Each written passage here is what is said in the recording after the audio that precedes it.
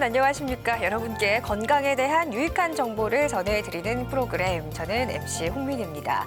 자, 보통 여성들의 고민, 가장 많이 하고 있는 고민은 바로 비만, 다이어트가 아닐까 싶습니다. 자, 그렇다면 남성들이 하는 가장 큰 고민은 뭘까요?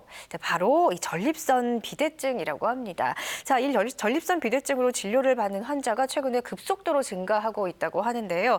특히 한국 남성에게서 전립선 비대증이 증가한 이유가 명확하지는 않지만 최근에 고령화 사회가 됐고 또 서구화된 식습관 이런 것들이 원인이 되고 있다고 합니다. 자, 그래서 오늘 이 시간에는요, 중년 남성들의 대표적인 이 고민, 전립선 질환에 대한 자세한 이야기 나눠보도록 하겠습니다. 자, 방송을 보시면서 전립선 질환에 대한 궁금증들 저희 전화 상담 열려 있습니다. 주저하지 마시고 아래 번호로 연락 주시면 정보 받아가실 수 있습니다.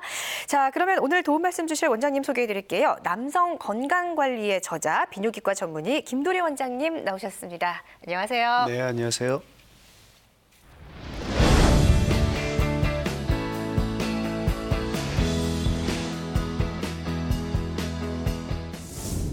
네, 자 이제 본격적으로 전립선 문제가 있는 분들을 위해서 다양한 정보 지금부터 전해드리도록 하겠습니다. 자, 원장님, 먼저 이 전립선 질환이라는 게 50대에는 50%, 60대에는 60%, 70대에는 70% 이렇게 나이가 들수록 발병률이 높다고 하는데 정말 네. 맞습니까? 예, 맞습니다. 예.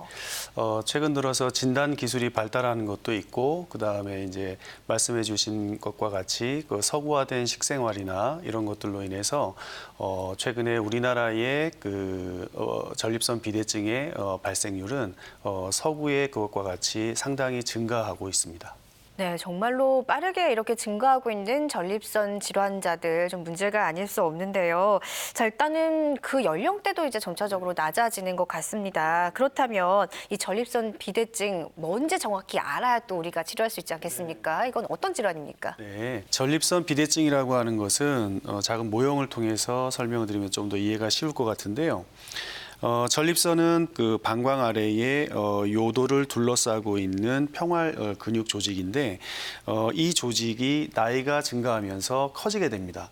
그러면서 비대해지면서 가운데 지나가는 요도를 누름으로써 요도가 좁아져서 오는 여러 가지 증상들을 일으키는 질환입니다. 그런데 사실 여성의 경우 흔히 방광염으로 고생을 하는 분들을 보면 좀 많이 아프고 잠도 제대로 못 자고 그런 분들이 많은데 이런 남성들의 전립선 비대증 이 또한 증상이 어떨지 굉장히 궁금합니다. 네, 환자분들이 네. 느끼는 좀 증상에 대해 다양한 유형들이 있을 것 같거든요. 네. 어떤 게 있습니까? 가장 많은 분들이 고통받는 증상으로는 네. 야간요가 있을 수 있습니다. 우리가 야간에 보통 정상적으로는 취침을 하면서 소변으로 깨는 경우는 없든지 아니면 한 번 정도는 있을 수가 있습니다. 네네. 하지만 2번 이상으로 자주 깬다 그러면 상당히 불편하고 다음날 영향을 줄 수 있는 네네. 이러한 야간요 증상들이 아주 가장 불편한 증상이라고 할 수 있고, 또한 야간에 2시간 이내에 간격으로 소변을 자주 보는 빈뇨 증상이 있을 수 네. 있고요. 아까 말씀드렸듯이 소변이 마렵다라고 요일을 느꼈는데 바로 화장실로 뛰쳐나가고 네. 싶다든지 가다가 정말 요실금이 발생하는 경우라든지 이러한 절박뇨라는 증상이 있습니다. 네. 이 세 가지는 자극성 증상군이라고 하고요. 이 이외에 이제 폐색성 증상이라고 해서 소변을 누려고 섰을 때 한참 서 있어야 되는 요주저라든지 오줌 줄기가 약하고 가늘어서 한참 소변 보는 시간이 길다든지 또한 배에 힘을 줘야만 소변이 나오는 네. 경우들도 있고요. 그다음에 소변을 다 누고 나서 우리가 자세를 바로 했는데 다시 소변이 뒤에 또 똑똑 떨어져서 팬티를 적신다든지 이러한 증상들이 대표적인 폐색성 증상이라고 할 수 있겠습니다. 자, 그렇다면 이제 전립선 비대증 치료를 또 받아봐야 되지 않겠습니까? 어떤 치료 방법들이 있습니까? 네. 초반에 증상 점수표 상에서 7점 이하면 증상이 경하다고 할 수 있는데요. 이러한 경우는 먼저 대기요법이나 관찰요법을 생각해 볼 수 있고요. 이러한 경우는 생활 습관의 개선이나 아니면은 규칙적인 배뇨 습관을 훈련함으로써 개선될 수가 있습니다. 네. 그런 노력에도 불구하고 뭐 조금은 불편하다 하시면 약물 치료 및 보다 적극적인 치료를 할 네. 수가 있는데 약물 치료로는 1차적으로는 약물 치료, 2차적으로는 수술적인 치료를 고려해 볼 수가 네. 있는데요. 일단 1차적으로는 약물 치료에 있어서의 종류는 가장 중요한 것은 그 선택적인 알파 차단제라는 것이 네. 있고 그다음에 두 번째는 5알파 환원 효소 억제제라는 것이 또 있고요. 네. 세 번째로는 항콜린제, 네 번째로는 항호르몬제가 있습니다. 이러한 약들은 각각의 특징과 작용 기전이 조금씩 다른데요. 앞쪽에 말씀드린 세 가지 이 약물이 주로 쓰게 되고요. 야뇨증이 심한 경우는 이뇨 호르몬에 대한 것은 선택적으로 나중에 사용할 수가 있겠습니다. 그러면은 약물로도 되지 않을 경우에 네, 좀 더 맞습니다. 심한 경우에는 네, 이제 네. 어떻게 해야 됩니까? 네, 약물에 저항하는 경우도 이제 많이 생기고 또 약물의 부작용이라든지 약물의 효과가 떨어지는 경우는 우리가 보다 적극적인 수술적인 치료로 접근해 볼 수가 있겠습니다. 수술적인 치료에는 우리가 대표적으로 가장 표준 치료인 그 경요도 전립선 절제술이라는 것이 있습니다. 네. 가장 표준 치료고 가장 효과가 탁월합니다. 이러한 효과를 나타내는 그 전립선 절제술이 있고요. 또 하나는 그 유로리프트라고 최근에 각광을 많이 받고 있는 전립선 결찰술이 있습니다. 네. 이러한 것은 수술이 아니고 시술인데 상당히 간편하면서 효과는 경요도 전립선 절제술과 거의 비슷한 정도의 효과를 내는 아주 괜찮은 방법이 있습니다. 네. 네. 자, 아무래도 시청자분들께서는 가장 마지막에 얘기해 주신 유로리프트, 네. 이건 시술이라고 하니까 네. 그래도 가장 좀 최근에 좀 개발된 방법이잖아요. 네, 맞습니다. 그래서 좀 네. 궁금하실 것 같습니다. 이거에 대해서 좀 더 자세하게 설명을 한번 들어볼게요. 이건 어떤 네, 겁니까? 네. 국소 마취를 통해서 사전에 한 20분 정도 그 국소 마취를 시킵니다. 그러면 통증 없이 이러한 시술을 10분 내지 15분 내에 완성시킬 수가 있습니다. 요도 내시경을 통해서 전립선으로 지금 접근하는 영상이고요. 적절한 위치인 방광 경부의 1.5cm 정도 부위에서 떨어진 부위에서 결찰살을 묶어주기 위해서 그 한쪽 좁아진 요도 측에서 바깥쪽 전립선의 그 바깥쪽으로 밀어붙인 상태에서 결찰살을 묶어주게 됩니다. 자, 커튼을 좌우로 열어 제끼듯이 해서 묶어주듯이 좁아져 있는 그 요도 쪽에서 전립선의 그 벽 쪽으로 외 피막 쪽으로 밀어붙여서 묶어주기 때문에 좁아졌던 요도의 공간이 확보됨으로써 소변의 흐름을 원활하게 해주는 그러한 효과를 볼 수가 있겠습니다. 전립선이 5g 이하 정도일 경우는 영상에서 보시다시피 한 쌍으로도 충분한데 전립선이 35g을 넘어서고 40g이 넘어서게 되면 그림에서와 같이 아래쪽에도 또한 한 쌍의 결찰살을 묶어줌으로써 보다 좋은 효과를 낼 수가 있겠습니다. 네, 요즘 의학 기술의 발달이 너무나 빠르게 진행이 되고 놀랍습니다. 예전에는 뭔가 이렇게 비대해졌다라고 하면은 절개해서 절제해서 떼어낸다 이런 것만 생각을 했었거든요. 이제 묶는 방법이 또 이렇게 나왔습니다. 자, 그렇다면 기존의 전립선 비대증의 수술 방법이었던 그런 절제술과 이 유로리프트 시술의 차이점이 좀 궁금합니다. 이거 좀 구분해서 설명을 해주실까요? 네. 기존의 가장 효과적인 표준 치료라고 할 수 있는 것이 경요도 내시경 하에 시행하는 전립선 절제술이라고 할 수 있습니다. 이것은 내시경으로 들어가서 조작 기구를 통해서 전기 칼로 전립선을 절제해내는 수술로 치료 효과는 굉장히 뛰어나다고 할 수 있겠습니다. 그리고 이러한 수술 이후에 나타날 수 있는 부작용으로는 대표적인 것이 역행성 사정이라고 하는데 사정할 때 사정액이 예를 들어 한 100 정도가 나온다 그러면 한 반 정도에서는 방광 쪽으로 역류해서 사정량이 한 반으로 줄었다. 이렇게 말씀하시는 분들이 있을 수가 있습니다. 그래서 역행성 사정이 대략 한 40에서 70% 정도에서 올 수 있다라는 단점이 있고요.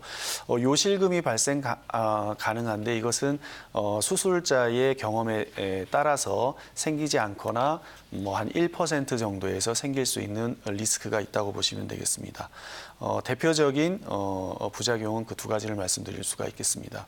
그에 비해서 유로리프트라고 하는 결찰술은 이 시술 같은 경우는 그 시술 시간이 대략 한 10분에서 15분 정도면 효과적인 결과를 낼 수가 있고요. 마취 같은 경우도 하반신 마취나 이런 것들이 전혀 필요가 없고 부분 마취, 국소 마취제로도 충분히 이러한 시술을 통증 없이 잘 끝낼 수가 있습니다. 그리고 가장 중요한 것은 출혈이 거의 없다라는 장점이 있습니다. 또한 소변줄 같은 경우도 대부분 8, 90%의 환자에서는 소변줄을 유치할 필요가 없고 향후 시술 끝나고 나서 10분, 20분 정도 저희가 경과 관찰을 해서 소변을 잘 보시는지를 직접 확인하고 소변줄을 빼고 귀가하실 수 있는 그러한 또 장점이 있습니다. 치료 효과는 거의 그 표준 치료인 전립선 절제술과 비슷한 치료 효과를 나타낼 수 있는 또 장점이 있습니다. 또한 우리가 전통적인 표준 치료인 전립선 절제술에 있어서 나타날 수 있는 대표적인 부작용인 역행성 사정이 아직 보고된 바가 없습니다. 그래서 역행성 사정이 일어나지 않는다라는 그러한 또 장점이 있겠습니다. 네, 자, 이 부분 살펴봤고요. 자, 그렇다면 실제로 뭐 이 시술을 받은 환자분의 사례가 좀 많이 있을 것 같습니다. 네. 자, 어떤 분들이 상담을 받았고 어떻게 네. 치료를 받았는지 사례를 네. 통해서 좀 더 자세하게 이야기 나눠보도록 하겠습니다. 네, 첫 번째 사례자입니다. 68세입니다. 저는 소변이 마려운 느낌에 밤마다 자주 깹니다. 그런데 막상 소변을 보려고 해도 잘 나오지는 않습니다. 힘을 줘야 겨우겨우 나오니까 한번 화장실을 가면 잠이 다 깨버립니다.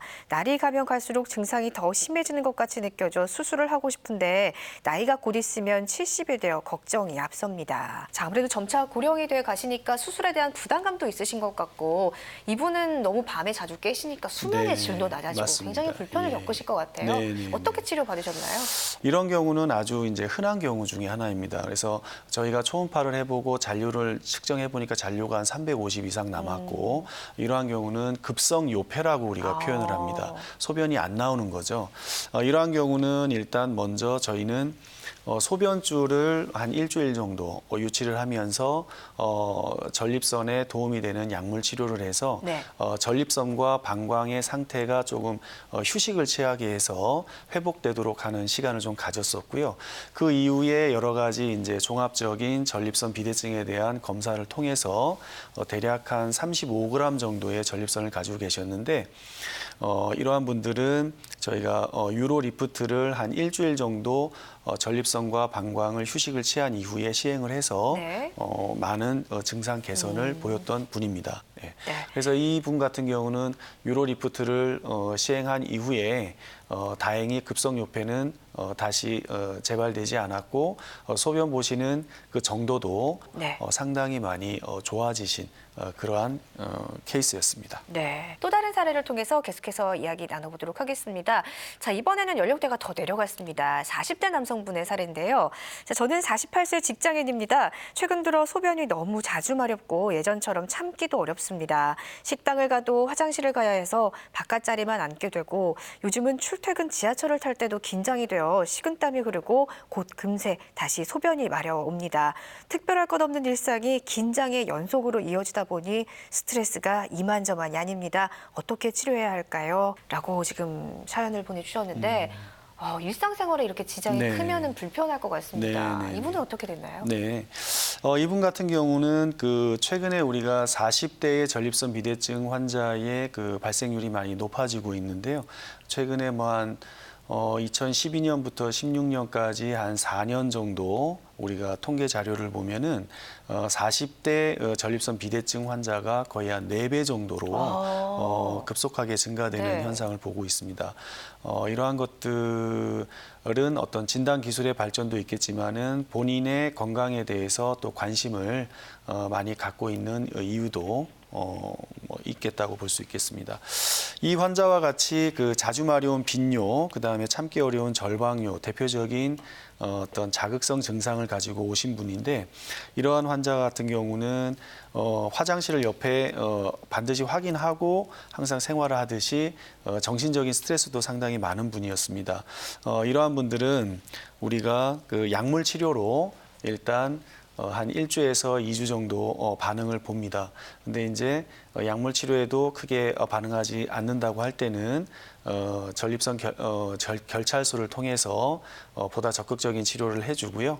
그 이후에 한 달에서 2달 정도를 지켜보면서 약물 치료로 동반해서 남아있는 증상들을 도와드리다가 향후에 이제 증상이 많이 개선이 되시면 약물을 좀 줄인다든지 약물을 끊어서 이제 이러한 증상들을 많이 호전시켜 드릴 수가 있습니다. 네, 이렇게 좀 빈뇨감, 요절박이 증상이 생겼던 40대 남성분의 치료 사례를 확인해 봤습니다. 자, 이렇게 유로 리포트를 통해서 개선이 된 사례를 소개를 해드렸는데요. 예후가 좋은 사례입니다. 환자의 증상, 상태에 따라서 예후는 달라질 수 있다는 부분은 참고하시기 바라겠습니다. 자, 계속해서 또 다른 사례를 통해 이야기 나눠보도록 하겠습니다. 자, 이번에는 60대 환자분의 사례입니다. 자, 저는 67세입니다. 10년 전부터 소변이 자주 마렵고 막상 화장실에 가면 소변이 잘 나오지 않습니다. 가까운 비뇨기과를 방문해 약물 복용을 했는데 증상은 점점 더 심해졌지만 약을 복용하고 있어서 다른 치료를 생각하지 않았습니다. 검사도 받지 않았고요. 어떻게 하는 것이 좋을까요? 라고 올려주신 사례자분인데 꽤 오래 10년간 고생을 하셨어요. 이제는 약물도 치료가 잘 되지 않는다. 이분 같은 경우는 시술을 받아야겠죠? 네. 약물 치료에 이제 반응하지 않는 분들은 이게 상당히 괴롭거든요. 소변 불편한 증상이 이런 경우는 당연히 적극적인 이제 수술적인 치료를 시행하시는 것이 좋고요.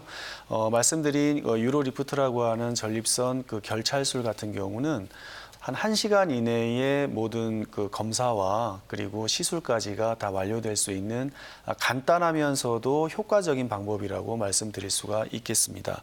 이 환자 같은 경우도 내원하셔서 유로 리프트를 시행을 받으시고 일상생활에 스트레스 없이 잘 지내시고 있는 그런 상황입니다. 네, 치료가 잘 된 예후가 좋은 사례들입니다. 환자의 상태에 따라서 또 치료 경과 예후는 달라질 수 있는 부분은 참고하시기 바라겠습니다. 자, 이제 아까 좀 비교해 주실 때 이거는 입원도 필요 없고 당일 퇴원이 가능하다, 좀 빠른 회복이 된다 이렇게 설명을 해주셨는데 환자가 느끼기에 얼마만큼 빠르게 이게 효과를 좀 체험해 볼 수 있을까요? 효과가 즉각적으로 나타나는 것은 대표적인 게 폐색성 증상입니다. 대표적으로 요주죠. 소변을 보려고 섰을 때 한참 있어야 나오는 경우가 좀 더 개선이 되고 오줌에 세기가 강해지고 좀 굵어지는 것. 그다음에 소변 본 뒤에 똑똑똑 떨어지는 요점적과 같은 그러한 증상들은 시술이 끝나고서 저희가 바로 테스트를 위해서 소변을 채운 상태에서 바로 소변을 보시게 하는데 그때부터도 증상이 바로 개선되는 것을 확인하실 수가 있습니다. 그다음에 이제 자극성 증상인 빈뇨나 야간뇨나 절박뇨 같은 경우는 수십 년간 이 조직이 전립선 비대증으로 인해서 비대지고 그다음에 방광이 안 좋은 쪽으로 불안정성이 증가하는 쪽으로 되어 있는 조직들이 한순간에 좋아지는 건 아니지만은 시간을 한 달, 2달 이렇게 지나가면서 보다 안정화되는 경우들이 한 3분의 2 정도에서는 있는 것 같습니다. 그래서 먼저 바로 보실 수 있는 것들은 폐색성 증상이 바로 좋아지고요. 그다음에 시간이 지나면서 한두 달 이렇게 지나면서 자극성 증상이 돌아오는 경우도 반수 이상에서는 있고요. 그러면 그 자극성 증상이나 남아있는 증상들에 대한 것들은 우리가 불편하게 지내실 필요는 전혀 없고 적절한 약물 치료로 인해서 남아있는 불편한 증상도 조절을 해드리다가 차후에 많이 편해지셨다 하면 그때서 약물을 줄이거나 이제 끊으면 되는 겁니다. 그래서 효과가 상당히 좋은 것으로 저는 보고 있습니다. 네, 일단은 뭐 증상에 따라 차이는 있다라는 부분입니다. 폐색성이냐 자극성이냐 이거에 따라서 그런 회복의 기간에 좀 차이가 있을 수는 있습니다. 이런 부분을 참고하시기 바라겠고요. 자, 그렇다면 이 유로리프트 시술이 원장님 모든 전립선 비대증 환자분에게 적용 가능한 시술입니까? 모든 환자라고 말씀드릴 수는 없지만 거의 대부분의 환자에서는 적용 가능하다고 할 수 있고요. 우리가 할 수 없는 경우는 우리가 진행된 암을 가지고 있는 암 환자라든지 뭐 뇌졸중으로 누워 계신 분들에 있어서 뭐 이렇게 심한 질환, 뭐 심부전이나 콩팥부전이나 이런 분들은 주의 깊게 보다 안전한 상태로 좀 만들어 드린 이후에 시행이 가능할 거고 그러한 것들이 아닌 상태라 그러면 예를 들면은 당뇨라든지 이런 경우도 경우도 당뇨가 어느 정도 조절되는 상태에서 시행하는 것들은 얼마든지 가능하다고 할 수 있겠습니다. 그래서 유로리프트라고 하는 이러한 전립선 결찰술은 대부분의 환자에서 대부분 적용이 가능하다고 보시면 되겠습니다. 네, 대부분의 환자에게 적용 가능하다라는 답변 들어봤습니다. 자, 그렇다면 아까 그 결찰사 실을 통해서 뭔가 이제 묶는 네. 방법이잖아요. 네. 혹시나 이게 뭐 풀리거나 이럴 염려는 없는지 한 번 시술만으로 이게 어느 정도까지 계속 효과가 유지될 수 있을지 이것도 네. 궁금하거든요. 이 재료는 우리가 미국에서 개발됐는데 미국의 FDA와 한국의 KFDA의 승인을 받을 정도로 네. 이게 이제 그 출시가 되기 이전에 굉장히 많은 테스트를 통해서 안정성을 입증받은 그러한 결찰서이기 때문에요. 이것이 끊어지거나 늘어지거나 하는 경우는 아직 발표된 사례는 없습니다. 네. 네, 그래서 거의 반영구적인 효과를 보인다라고 생각을 하고 있고요. 네. 향후 뭐 10년, 20년 지나면서 전립선이 아까 평균 2년에 1g 정도씩 자라겠지만 네. 이러한 것들이 대부분 내부 쪽으로 요도를 압박할 정도로 내부로 자란다면은 우리가 뭐 어떤 다음에 이제 재치료가 필요할 네. 수도 있겠지만 전립선은 전체적인 크기로 자라기 때문에 내부로 압박하는 거에 있어서는 그 영향이 크지가 않을 거라고 네. 예상을 하고 있습니다. 그래서 효과는 거의 반영구적으로 네. 생각을 하고 있습니다. 네. 네, 반영구적이다라는 이야기를 해주셨는데 그렇다면 네. 이 시술이 유로리프트 시술이 네. 혹시나 좀 발생할 수 있는 부작용이나 이런 건 부작용이요? 없을까요? 예. 사전에 저희가 시술이나 수술을 하기 이전에 그 환자의 기저질환에 대한 충분한 정보를 얻고 네. 거기에 맞는 기저질환에 대한 대처를 다 하고 안정된 상태에서 시술과 수술을 들어가기 때문에 부작용을 최소화할 수 있습니다. 네. 근데 유로리프트는 전통적인 방법에 비해서 출혈이 현격하게 거의 없다고 보면 되기 때문에 가장 대표적인 출혈에 있어서 상당히 안전하다라고 보시면 될 것 같고 또 하나는 역행성 사정이 없다라는 또 장점이 있습니다. 네. 남성들은 그 사정액이 100이라는 숫자 정도가 나왔다 그러면 이게 뭐 한 60, 50 이하로 나오면 또 상당히 개인적인 고민이 될 수가 있거든요. 이러한 경우는 유로리프트나 이런 걸 통해서 사정액의 감소나 이런 것이 없고 역행성 사정이 없다라는 그러한 또 장점이 있습니다. 그래서 부작용 면에서 가장 우리가 걱정을 하는 혈종, 혈뇨, 그다음에 역행성 사정에 대해서 상당히 이러한 부작용이 없는 장점이 있다고 볼 수가 있겠습니다. 네. 자, 이렇게 좋은 시술 방법들이 있음에도 불구하고 병원 가야지 하다가 시기를 놓쳐서 이렇게 미루다가 네, 좀 더 네. 심각해지시는 분들도 있을 것 네, 같아요. 네, 이런 네. 경우는 어떻게 되나요? 네. 우리가 하부 요로 증상을 적절히 치료하지가 않으면 방광 쪽에 스트레스가 증가하고 이 스트레스가 또 극복이 안 되는 경우는 상부 요로까지도 영향을 미칩니다. 그래서 요관이 늘어나고 콩팥이 데미지, 손상을 입을 수도 있기 때문에 이러한 것은 증상 개선을 위해서라도 신속한 치료를 받으셔야 되고 그다음에 상부 요로에 어떤 영향을 줄 수 있는 합병증을 예방하는 차원에서도 바로 병원에 내원하셔가지고 한 1시간 정도면은 정확한 진단과 시술과 같은 치료가 내원해서 1시간 정도시면은 그 일상적인 생활로 복귀가 가능할 정도로 상당히 좋은 치료 방법들이 많이 개발되어 있으니까 어렵게 생각하지 마시고 본인의 불편한 증상을 하나하나 개선하고자 하는 편한 마음으로 오신다 그러면 각 환자마다 맞는 적절한 치료를 제시해 드리고 치료를 잘 해드릴 수 있으니까 부담 갖거나 겁을 내거나 이러실 필요는 전혀 없습니다. 오셔서 문제를 해결하시면 되겠습니다. 네, 치료를 미루지 마시고 적극적으로 정확하게 진단을 받으시고 치료를 받을 필요가 있을 것 같습니다. 참고하시기 바라겠습니다. 자, 지금까지 비뇨기과 질환 전립선 비대증에 대한 치료 방법 자세하게 알아봤습니다. 도움 말씀 주신 스테타 비뇨기의학과 김도리 원장님이었습니다. 말씀 고맙습니다. 네, 감사합니다. 네, 오늘 방송 중에 전해드린 내용들 잘 새기셨습니까? 저희가 병은 키우지 않는 것이 무엇보다 중요합니다라고 아무리 강조를 해도 많은 분들께서 적극적인 치료를 하지 않고 혼자서 고민하는 경우가 많습니다. 이제 고민하지 마시고요. 저희 방송이 끝나도 계속해서 상담 전화 열려 있으니까요. 궁금하신 부분들 아래 번호 나가고 있죠. 전화 주셔서 상담 받아보시기 바라겠습니다. 자, 저희는 다음 이 시간에도 다양한 건강 정보를 가지고 여러분들의 건강을 지켜드리겠습니다. 시청해 주셔서 고맙습니다.